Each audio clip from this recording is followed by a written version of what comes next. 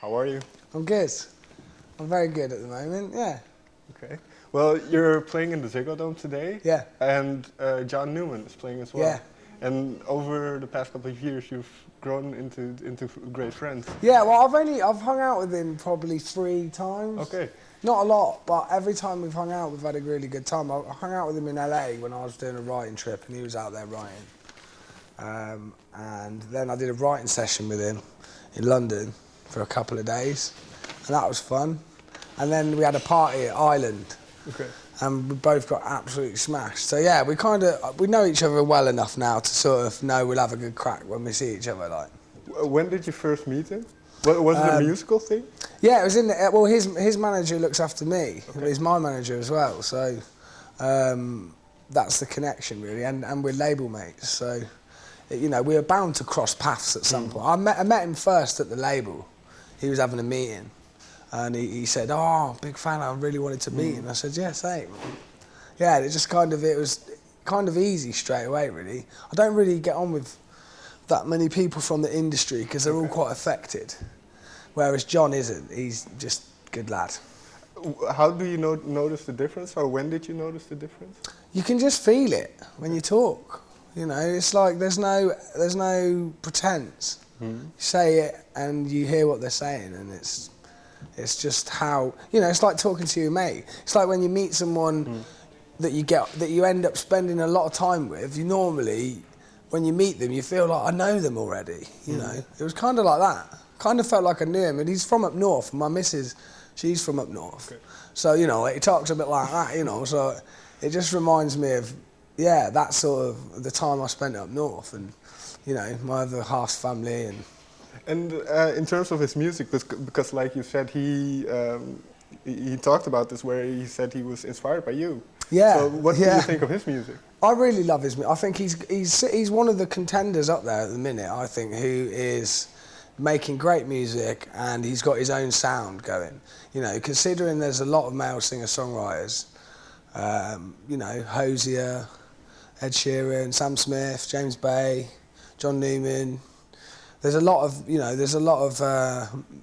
males doing their music, but you know, you know when it's John when he comes on. I think you know all of them. That's the good thing.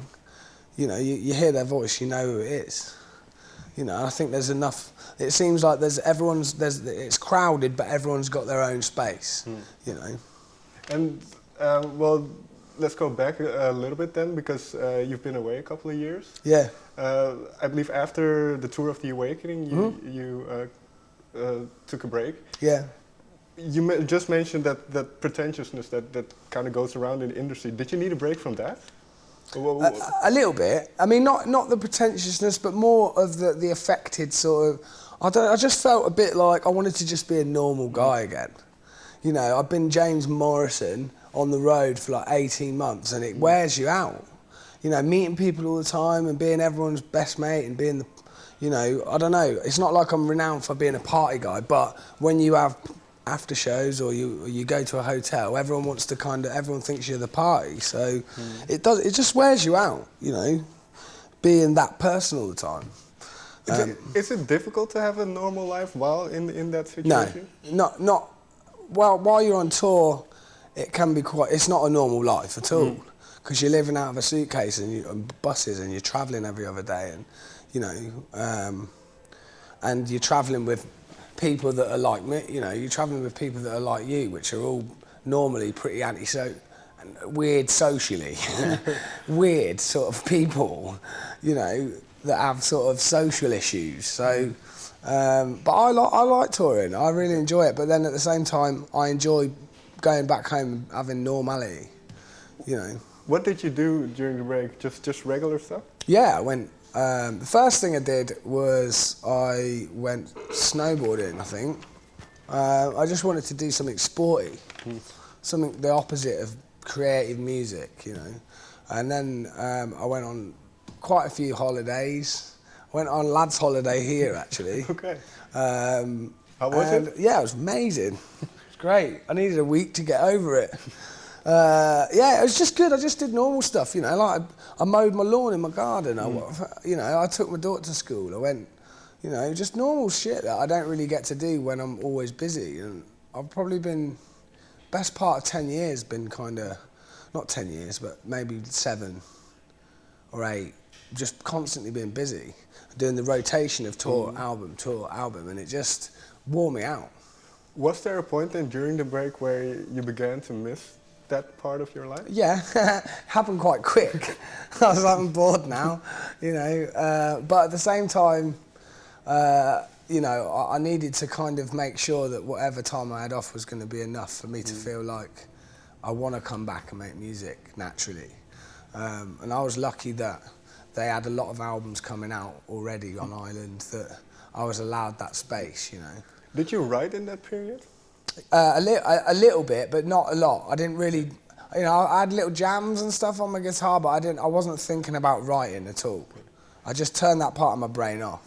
So when did it get switched back on again? After about, I had 6 to 8 months off.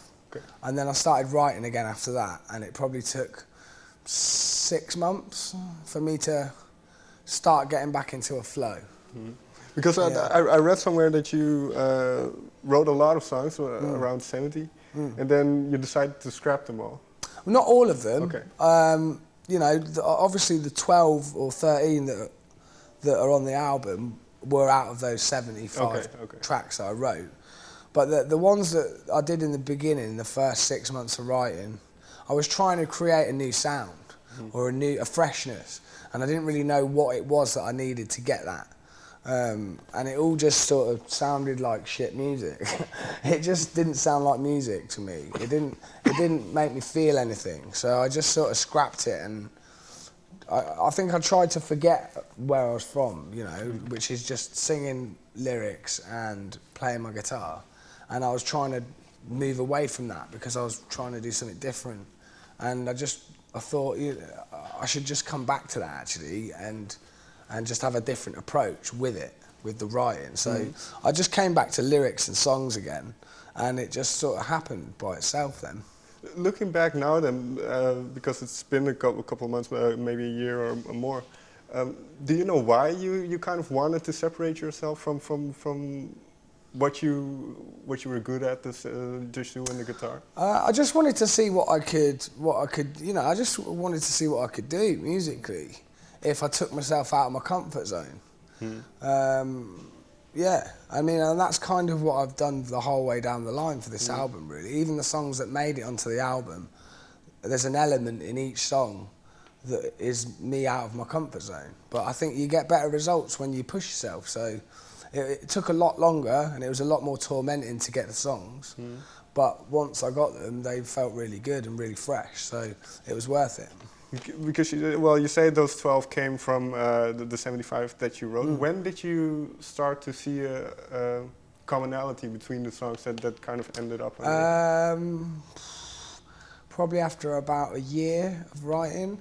I mean, I had half the album done, and I knew half of it was good, but I just needed the other half, and I didn't know what that other half was going to be, and I just tried to and I did start to get to the point where I was panicking like it wasn't going to come together. But then I just stopped worrying about it. I don't know why, but I just stopped worrying about it and just started writing, and that's when I got all like Right Here, Higher Than Here, Demons, Stay Like This. They all sort of came when I stopped giving a shit so much.